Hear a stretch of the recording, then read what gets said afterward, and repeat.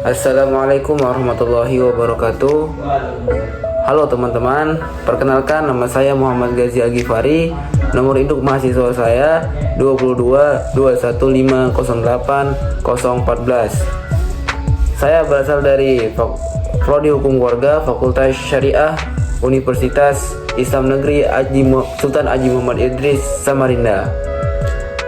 Dalam kesempatan ini saya akan membahas tentang aktualisasi nilai-nilai Pancasila dalam proses legislasi dalam mata pelajaran Pancasila dengan dosen pengampu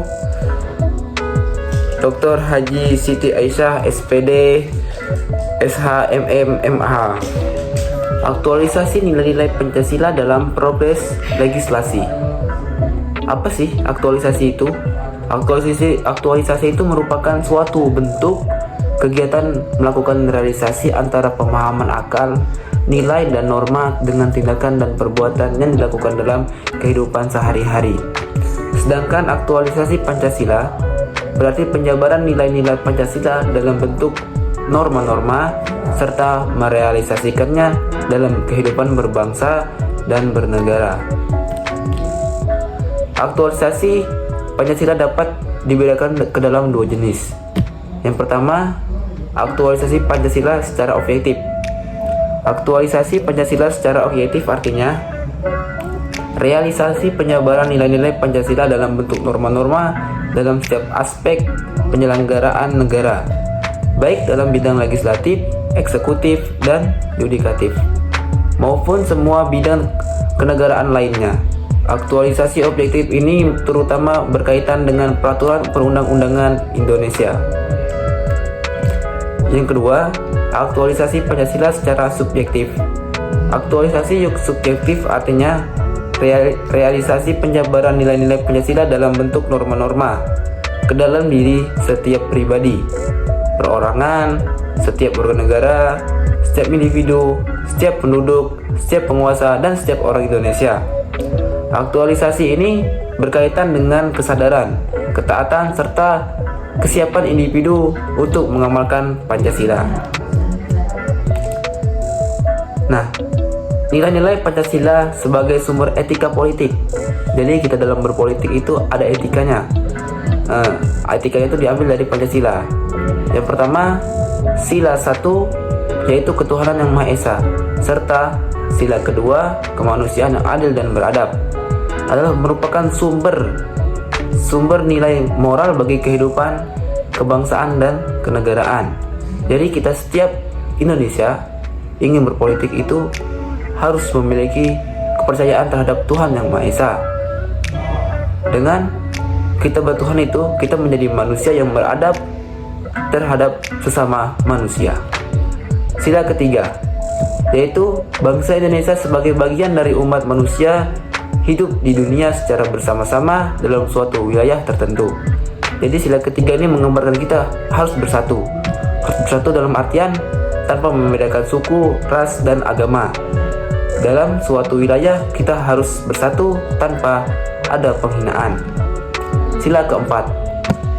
Sila keempat dengan suatu cita-cita serta prinsip-prinsip hidup demi kesejahteraan bersama adalah berasal dari rakyat yang segala kebijaksanaannya dan kekuasaannya yang dilakukan senantiasa untuk rakyat. Semua masalah dilakukan secara musyawarah untuk menimbulkan kesejahteraan kepada rakyat. Itulah Indonesia. Sila kelima. Sila kelima adalah merupakan tujuan dalam kehidupan negara. Pelanggaran atas prinsip-prinsip keadilan dan dalam kehidupan kenegaraan akan menimbulkan ketidakseimbangan dalam kehidupan negara. Kelima adalah akhir segala dari tujuan kita, yaitu kesejahteraan bersama. Makna nilai-nilai dari Pancasila.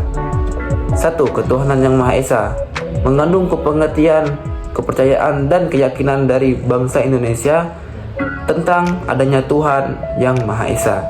Setiap manusia di Indonesia harus memiliki kepercayaan terhadap Tuhan yang Maha Esa.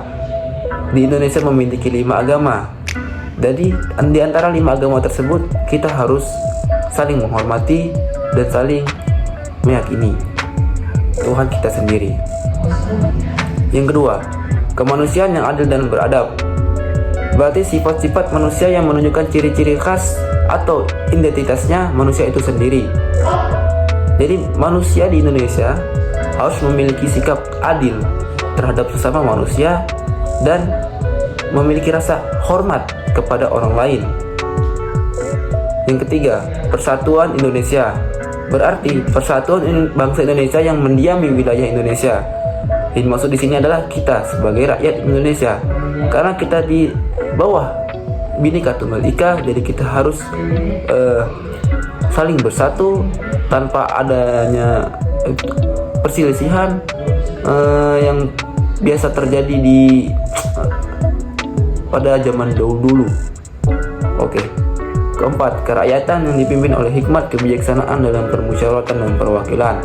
Mempunyai arti bahwa rakyat dalam menjalankan kekuasaan kedaulatannya ialah melalui perwakilan, sedangkan keputusan musyawarah yang dipimpin oleh rasio yang sehat.